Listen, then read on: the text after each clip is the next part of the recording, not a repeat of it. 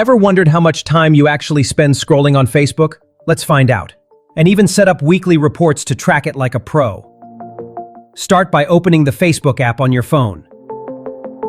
Tap the three-line menu. It's at the top right if you're on Android, or at the bottom right if you're using an iPhone. Now scroll down and tap Settings and Privacy.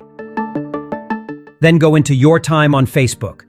Right there, you'll see your daily average screen time, plus a full breakdown showing how much time you spend each day of the week. Want Facebook to remind you automatically? Turn on the option for weekly reports, and Facebook will send you a summary every week so you can easily keep track of your screen habits. You can even set a daily time limit, and Facebook will give you a gentle nudge when you reach it. Super useful, right? If this helped, don't forget to hit like, subscribe, and check out more Facebook tips right here on the channel.